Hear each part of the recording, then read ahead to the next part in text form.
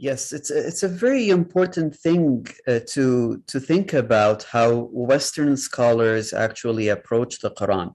And I'm happy and glad to say that they have changed lately. So in the past, perhaps a couple of decades or so, there is some kind of a significant attitude and shift amongst Western scholars in their approach towards Islamic studies and Quranic studies.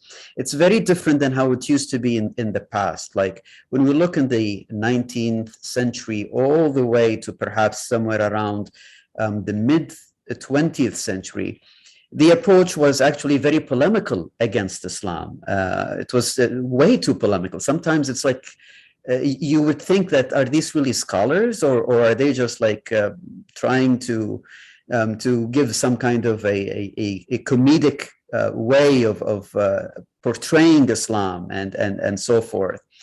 And I'm really happy that at least in the recent past, these attitudes have slightly changed. I wouldn't say it's changed completely. There are still some Western scholars who perhaps are polemical, and some of them who actually, like they even when they come from a secular university, they're still polemical, but under the umbrella of secularism. But in reality, they do have a very polemical agenda. And that's a problem. And that's a problem that I do see in Western scholarship. It has changed slightly, but it still exists. However, the other way around still also happens. And that's one of the reasons I didn't want to go to even a traditional Islamic studies school, because that also is polemical. If you want to use, for example, trying to understand the Quran and linking it with the biblical passages and so forth, you will also find within traditional Islamic scholarship some kind of polemics against that, using the Bible and things like that, or trying to even think about something. So you actually find these polarities in both Western scholarship as well as within traditional Islamic scholarship.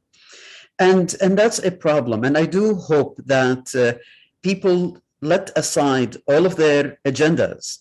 There's no need for any agendas. I mean, if we are scholars, we have to be seeking the truth, whatever that truth is. And we shouldn't be afraid of it, because if even from a traditional Muslim perspective, if you believe that the God is the truth, then you wouldn't ever be afraid of the truth. But it's only when you feel that you're doubting, well, maybe if I'm going to seek the truth, then maybe I will find out that the things I've been knowing all of my life is wrong, then only will people be afraid to search for the truth. But if you're really confident enough, then just leave up all the agendas and just search for the truth for its own sake. And I think that would be the best approach, whether it's from Western scholars or also from traditional Muslim scholars.